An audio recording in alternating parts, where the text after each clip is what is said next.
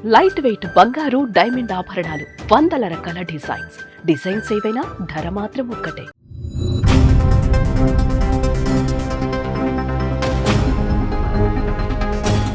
ప్రముఖ నిర్మాత దిల్ రాజు తెరకెక్కించిన గేమ్ చేంజర్ సంక్రాంతి కానుకగా ఇటీవల విడుదలవగా సంక్రాంతికి వస్తున్నామనే మరో సినిమా విడుదలకు సిద్ధమవుతుంది.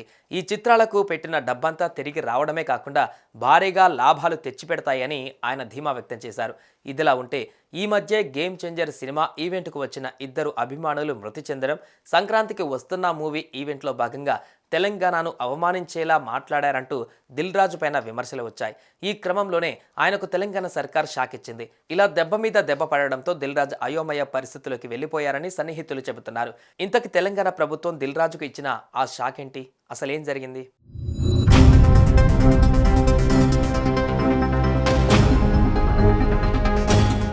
గ్లోబల్ స్టార్ రామ్ చరణ్ హీరోగా, కియారా అద్వానీ, అంజలి కథానాయకులుగా నటించిన గేమ్ చేంజర్ మూవీ సంక్రాంతి కానుకగా జనవరి 10న విడుదలైన విషయం తెలిసిందే.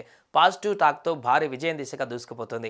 ఇకపోతే ఈ సినిమాకు సంబంధించి తెలంగాణ ప్రభుత్వం ఇటీవల టికెట్ల రేట్లు పెంచడంతో పాటు స్పెషల్ షోలకు అనుమతులిచ్చింది. ఈ నేపథ్యంలో శనివారం స్పెషల్ షోలపైన హైకోర్టులో విచారణ జరిగింది. తెలంగాణలో ఇక నుంచి బెనిఫిట్ షోలు రద్దు చేస్తున్నామని చెప్పి మళ్ళీ అవకాశం ఇవ్వడమేంటని ప్రభుత్వాన్ని ప్రశ్నించింది హైకోర్టు. ఈ విషయంలో పునరాలోచన చేయాలని మొట్టికాయలు వేసింది.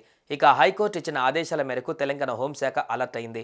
గేమ్ చేంజర్ టికెట్ రేట్ల పెంపు నిర్ణయాన్ని వెనక్కి తీసుకుంది. ఇక తెలంగాణ ప్రభుత్వం తీసుకున్న ఈ నిర్ణయంతో దిల్ రాజుకు మరో షాక్ తగిలినట్లయింది.